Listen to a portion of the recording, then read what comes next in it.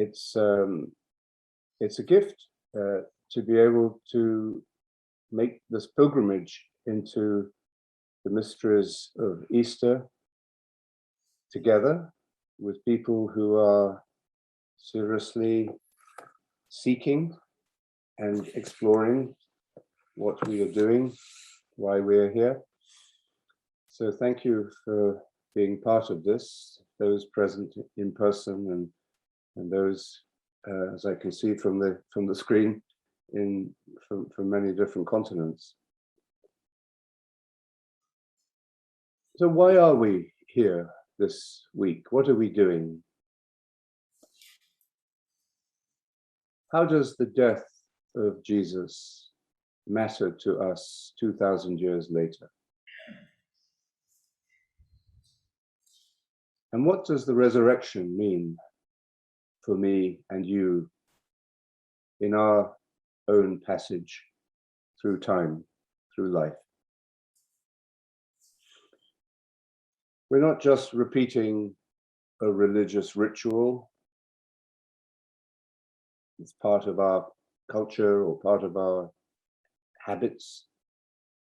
I think we are here in a contemplative spirit to ask some serious and deep questions and to be questioned. So if there were easy answers to these questions, definitive answers, they would long ago have ceased to matter.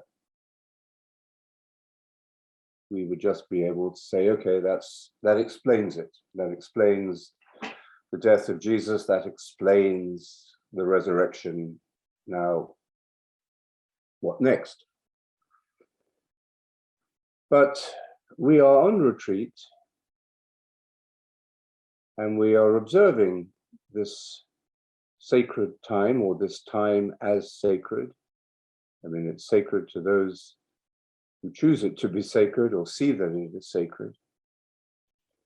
We are on retreat to be questioned by these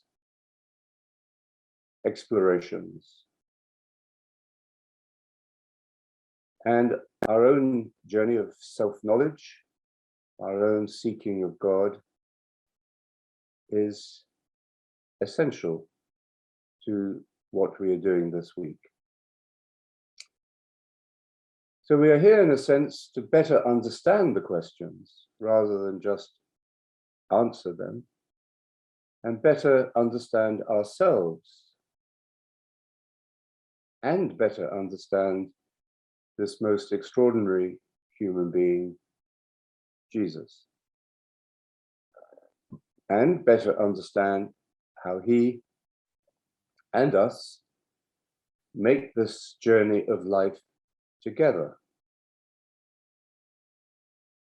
Why we can imagine, feel, believe that he is the way that God walks with us through every moment of our life.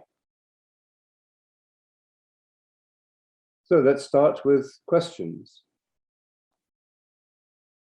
What's the best investment I can make for my pension? What is DNA? What time shall we meet after lunch? So our life is full of questions every day, long-term, short-term, and they're questions that we ask in time. And often they're questions about time, because we are temporal human beings. We are time-bound creatures. We can't imagine ourselves out of time. And they are important questions, these kind of day-to-day questions. But there are other more important questions that take us beyond the dimension of time, that take us into an experience of being which includes time, doesn't deny that we have to be on time for meditation, or that we have to plan to be at the airport in time for the plane. But there are more important questions that take us into the experience that we are hungry for, that we desire, that we need. And that's what Holy Week, I think, is about. It's taking the time and using the time available to really focus upon what matters most deeply. In John Mayne's first book, Word into Silence, where he introduces meditation, wonderful book I would recommend that you read at least once a year, if not more often, because it takes us into both the practice and the tradition, but also into the meaning of meditation. And the meaning of meditation is itself a kind of question, or leads us into this exploration, into this way of relating to the meaning of our lives. Anyway, in this great little book, he, in the chapter on the self, he speaks about the ancient myth of the Fisher King. This is probably originally a Celtic myth, with its roots, of course, way beyond our historical scrutiny, and that has various versions and has been told in different ways. But the basic story of the Fisher King is part of the legend of the Grail. And the Grail, you remember, is this cup, sometimes described as a plate, that was used by Jesus at the Last Supper. And Joseph of Arimathea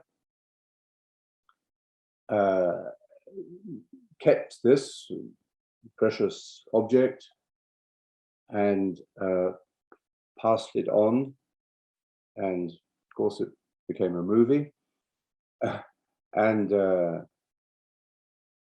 it became and is meant to be a symbol of healing and of fruition.